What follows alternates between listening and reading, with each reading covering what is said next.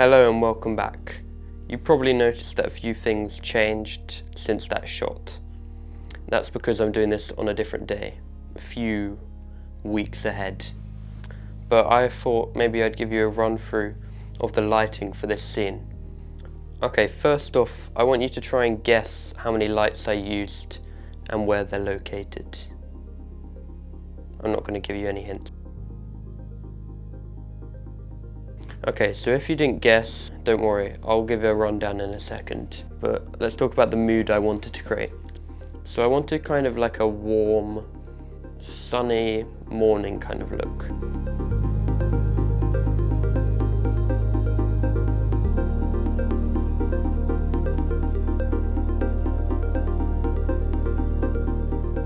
The lights aren't actually warm in this case. There's no gels on the light and they're not bi-colour. I've just turned up the in-camera white balance a ton. Mainly because I don't have two gels that are exactly the same, like you should. So I just upped the white balance and it works fine, and I think it looks very natural. Some people are against that, but I don't see a difference. I don't really care. Okay, so here's a rundown of which lights are where. So I have a massive softbox here, well not a massive one, a mini with a grid on and a reflector dish inside. So the light goes like this into the silver reflector, then bounces around the funnel, the dome, hits the diffusion, gets softer, goes through a grid and becomes more concentrated. So the grid's basically so the soft light doesn't spill everywhere and make the room flat. And then I have this hard light on the back. That obviously wouldn't happen with soft light. So I've got a light outside the window, which is shining in and creating that nice texture on the wall. And there's one more light, which is extremely subtle, and that is the room tone. It's just a little light, an Amaran F1, shining at the ceiling and filling in the shadows a bit more. And it kind of looks like I've got a kicker here, but I really don't. It's just bouncing off the wall and hitting my neck. And that also helps to make me stand out a bit more here.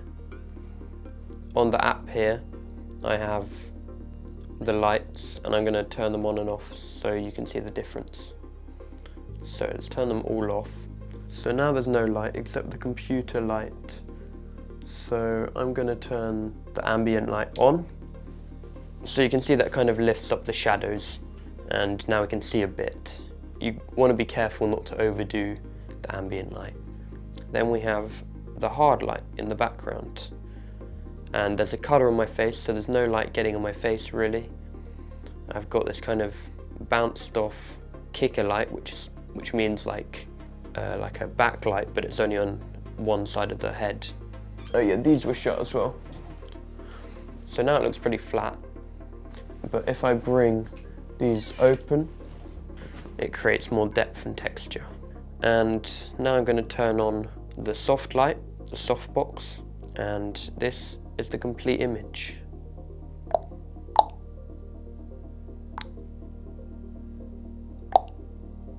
Simple. And I can dim down this Amaran if I want.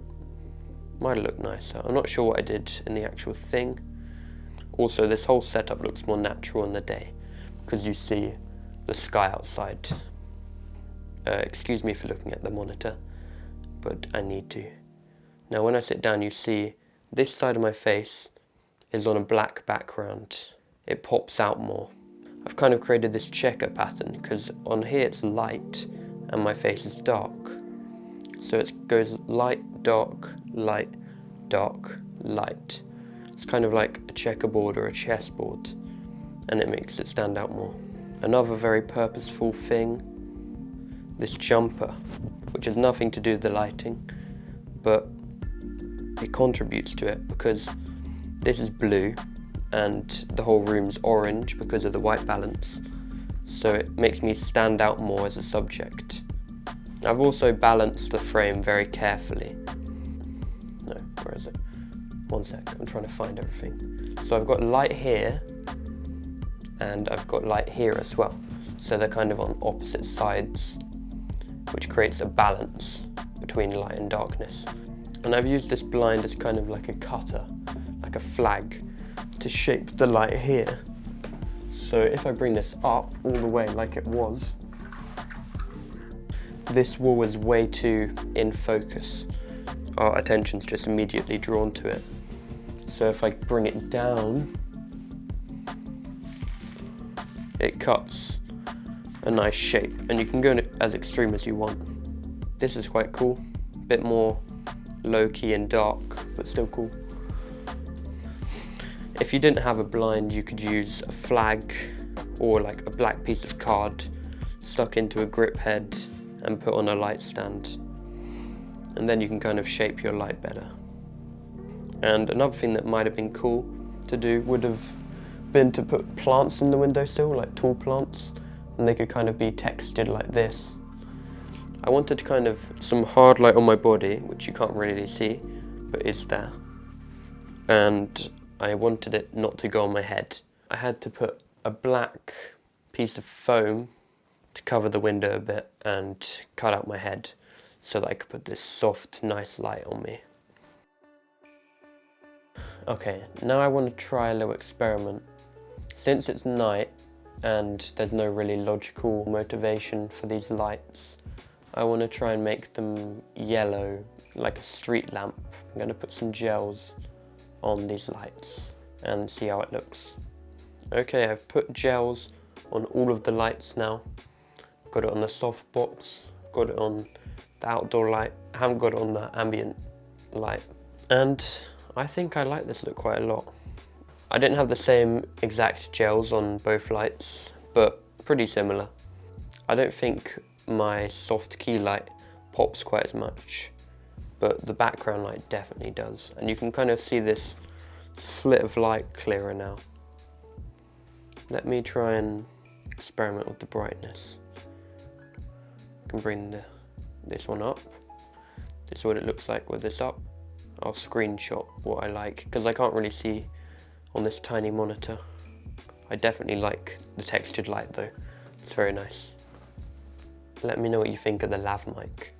I'm using it for the first time and I think it sounds quite good. Look, I'll switch between the mics. I'll just keep talking and switching between the mics, and then I'll switch back to this one again. Also, I recommend reading this book, Motion Picture and Video Lighting by Blaine Brown. Read it, it's good. But anyway, I hope you enjoyed, and I hope this was interesting for people. Goodbye, and I'll see you next time.